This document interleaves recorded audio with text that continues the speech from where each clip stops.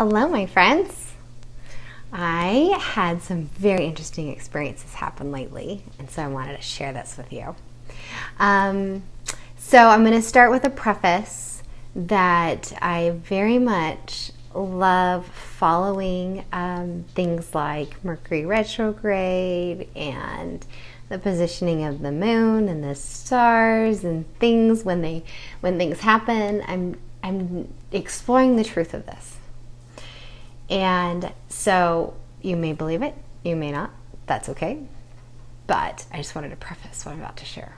So the full moon in November of 2019 was a fantastic moon. It was big, it was beautiful, and people have names for it, and where it's calendared in the position, and that's all cute and fun. But at our house, we found some very interesting things happening during the full moon. Now, in the past, the full moon can draw out the dark side of you. There's a reason people wrote that, the dark side of the moon, because we tend to hide and behind a mask sometimes, and the full moon kind of makes us unmasked, and the dark sides of us come up. So there was a time where the full moon, was cleansing me of my dark side. And it became important for our family to calendar the full moon. So that it could be like, oh, it's full moon, mom's checking out. She's going to disappear from a lot of things. The sun moved just suddenly. And that's okay. We're going to let her check out so that she doesn't get crazy on us, angry or anything. And that's okay. And so I did that for several months, and then it just cleaned, and I had lots of good times during the full moon. And then this last moon, I was like, oh, I'm stirred up. What am I stirred up about? So that's one thing. But the other really interesting thing about this moon was what happened. Wow, like the sun just came out of the clouds, breaking open. Okay, so this new moon, looking back, I was like, wow, we had a lot of dreams in our house. My husband was having a lot of dreams, and there was one morning he woke up and he was like, I had this dream about our house and blah, blah, blah. And I was like, oh, that's a real dream. Pay attention to that and listen to the message in that, because I had a fleeting thought a few days previous that went through my head, and it didn't stick in that my brain didn't grasp onto it and try to figure it out. It just kind of left a memory stain in my head so that I would remember it when it was necessary to. So when he mentioned his dream, I was like, oh, I had a thought about that a few days ago. That must be a heavenly thought, and you need to pay attention to that dream. So then I had a few of my own, and when I have dreams, sometimes I remember them, sometimes I don't, but sometimes I just have the memory stick of them. Right? Where like the memory fade trail. And in my dreams, what will happen is that I will dream something and it will be very foreign to me. It'll be a situation, a place, a people that has no relevance to my life whatsoever at that moment. And so I had some of those dreams this week. One of the examples that has dreamt and come to pass was I was living in Arizona, and I had a dream about walking down a hallway, and my kids were around me, but I had more kids, and I didn't understand what that meant. Well, a few years later, and I swear to you, I had lived in my home in Spokane Valley for about 2 years before I had the memory of that dream come back. So I've been living in my home in Spokane for 2 years, and then one morning I was walking down my hallway in my upstairs, and my whole dream came back, and I was walking that instant in my dream a few years previous. And so that's kind of how I dream. Dreams can be very powerful, and there's a lot of dream interpreters out there. Not every dream is meant to be interpreted. Some of it is just a cleansing process of the brain, but there are dreams that are pertinent and to be remembered. So the cool part about all this is that my daughter had a dream. My oldest daughter, she had a dream during the full moon. And just prior to that dream, I had taken away all the gum in the house. They had been trick-or-treating. Some of the kids got gum, and there was lots of chewing and leaving of places. And I was like, enough is enough.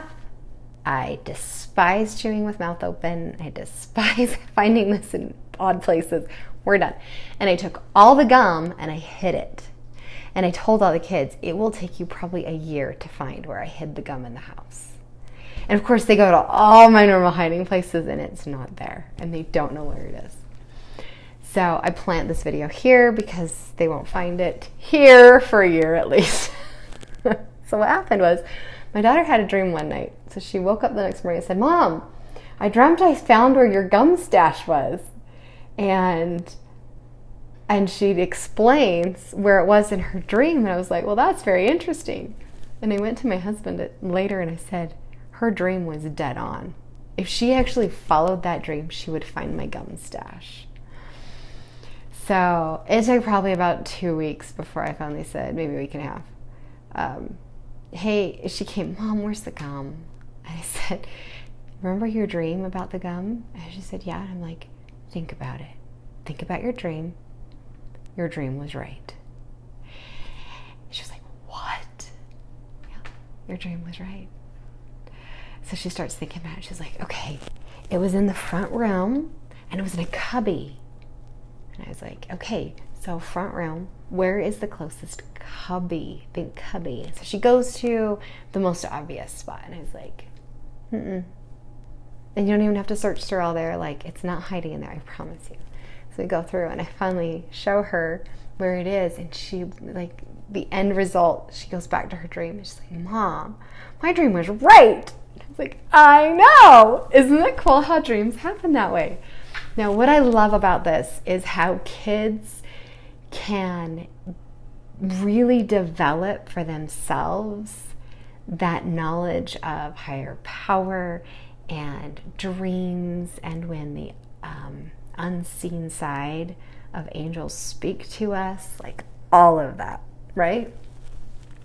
So the next thing came up, and this is where kids are paying attention to what we do with our healing techniques. So this week, I had the most miserable bout of menstrual cramps I have had in so long. Like really, really long, because I don't remember having it this bad and still needing to be a mom. But I'm sure we all have those forgetful moments. Yeah. So I had this bad bout, and it was so bad that when I stood up at one point to make lunch for everybody and just the kids at home that were home, and then at the end, it took about an hour. At the end of the hour, I'm sitting at the kitchen table, and just sitting at the table, I just stood up and I started crying. And I went to the couch with my hot pad, and so much pain that it's hard to focus on TV. It's hard to read. Like, you just sit there.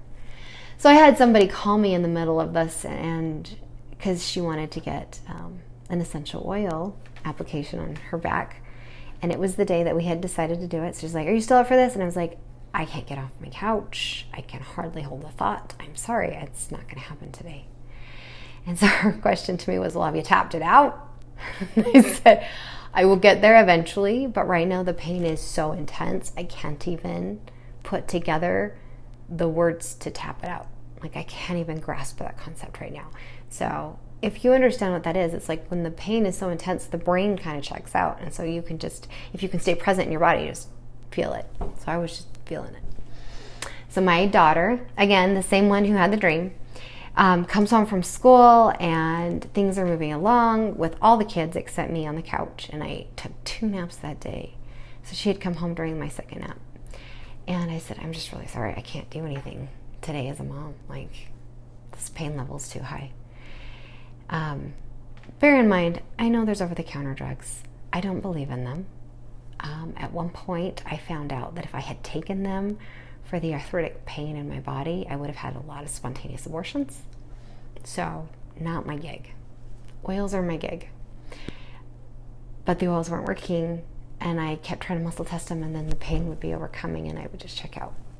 So she came home, and she's like, well, Mom, what's the emotional root to cramps? I don't know, sweetheart. She goes and gets my little flip book version of Feelings Buried Alive Never Die. And she says, she starts reading the list. And I'm doing a gut check on all these. And I was like, it's that one. It's guilt over something I have or haven't done. So she starts asking me a bunch of questions, and I'm gut checking all of them, and I just give her my honest gut check answers, even though my brain wants the answers to be different. And it's almost humorous, but it ultimately boils down to the fact that my son, I didn't do a birthday party for him when he turned 5. And so he's been wanting to do these big parties for himself, and he plans them, and then he tears up pieces of paper and writes all these invitations on them. And so he had wanted to do this on Monday, and because of what I hadn't done surfaced, I had intense pain in my mother organs for what I hadn't done months previous. And it's just guilt, and it's put on yourself, and there's no good reason for it. It just is there. And that's kind of the point of the healing work, is feelings will come whether we like it or not, based on a perspective of our life that may or may not be true, but our perspective is our reality. And so our reality is, so I was feeling guilty about this. And she was just kind of laughing like, really, Mom? And my husband steps into the room, and he starts getting involved in the conversation, and he's like, really? Something that happened on Monday is giving you intense pain today? And I was like, yeah. So I took a minute, and I just kind of tapped it out. I did the tapping work around my body and the words to go with it. And the pain subsided, so much so that I stood up and I made 4 pizzas from scratch for dinner with no problem. And usually when I personally try to power through pain, I get angry because my soul is saying, no, just take care of this, just rest. And the go, go, go of our environment wants me to get up and go, and my body's like, stop it. But in this case, I had taken care of it, and it was now processing in the recovery phase. So when you process energy, it just needs to keep shifting. So it was shifting while I was getting up and moving, and it was great. And I made dinner, and it was awesome. And I have felt good ever since then. I can feel residuals where it is still processing, because sometimes it can take up to 3 days for energy to move and shift, but it did. And so it was so cool for me to say, oh my goodness, my kids are watching, they're paying attention. They are not immune. Same daughter is being teased by some of her friends for how she smells. And she's like, do I smell bad, Mom? And I was like, no, sweetheart. And she's like, can we change to like the laundry detergent that everyone else uses that has all those fragrances in it so then I don't smell? And I'm like, no, those are toxic. We don't need those in our home. But mom. And so today, as I was chatting with her and we were driving, she was like, yeah, I know what we do is good, and I know the oils are good. I just wish my friends would accept them too. I'm like, they will in time.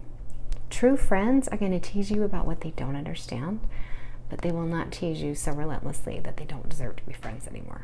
So just give your friends time. What we do in our home is very different from what they do in their home. And they see this big difference and they don't understand it. And when what the human nature doesn't understand, they make fun of. It's okay. It'll get past. So, mothers, when you can do this, the kids are watching, and when they have the knowledge to start speaking to you about what they're observing and actually help you back on your bad days, it's like, parent win. So, yay for that. Thanks for watching.